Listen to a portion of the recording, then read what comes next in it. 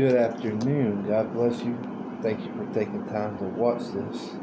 Going to be doing a little food for thought here, and I'm going to be talking to you about a law of hermeneutics or interpreting scripture, and just sort of not so much focusing on interpretation, but rather just focusing on the fact that in the Bible there is among the scholars, and I'm not a scholar, but among the traditional means of interpreting scripture, there is the law of first mention. That is something that we're going to talk about in this scripture here in a few minutes. But if you want to be turning with me, where you can follow along, it's only a few verses, but I want to go to Genesis chapter 8. This is after the flood. Noah and his family have finally come back down to some earth and so forth, and they have finally got through the flood and everything. But I just want to read here, this is God's covenant, not only with Noah and his family, but it was God's covenant with creation.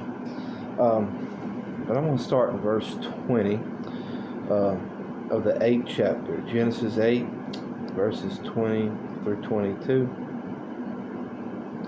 Then Noah built an altar to the Lord, He built an altar to the Lord, and took of every clean animal and every clean bird, and offered burnt offerings on the altar. And the Lord smelled a smoothing aroma. Then the Lord said in his heart, I will never again curse the ground for man's sake, although the imagination of men's heart is evil from his very youth, nor will I again destroy every living thing as I have done. Now, that within itself is God's promise or covenant. Excuse me. But he promises there that he would never ever destroy the earth again with water in the way that he did. And he told, in speaking in his own self or in his own heart, God said, the reason I've done this was because of the constant evil, no repenting, and so forth.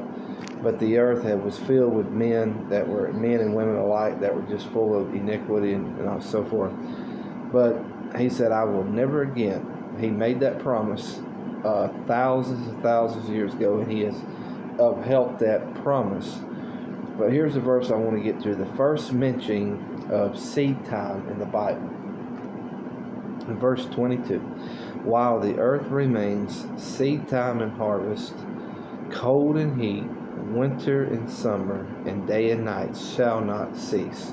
This is the first place where it talks about seed time. Now, it refers to different seeds in Genesis in the first couple of chapters, and it refers to the bloodlines of men. It refers to them as being seeds, and then it refers to the fields, the seeds of the trees, and the seeds of the different plants and fruits and herbs and things of that nature. But as far as the nature of the season of seed time and harvest, this is the first mention, Genesis 8:22, and here God says, this will be the pattern.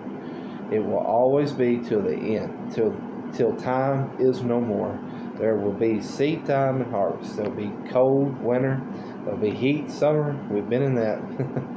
There will be day, and then there will be night. 12 hours of sunlight, 12 hours of darkness, depending on where you're at geographically. But he told that this is the pattern. This is how things will be. You can look and see that those patterns have not changed. They have remained as a law. Some might say the laws of physics, some might say the laws of chemistry, or just the universal laws in general, but they're biblical laws in which God, in his great knowledge and great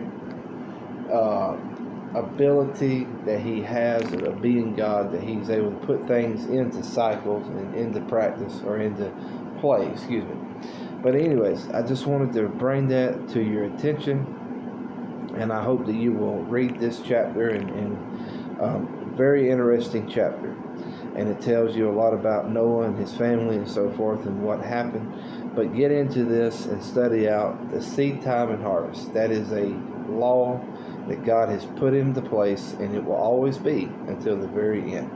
So thank you for watching this. God bless you, and I pray that you have got something out of this, and I hope that you will subscribe and hit the like button so that we can get more of this content to you and your friends and family. God bless you. Thank you for watching Manifest Kingdom.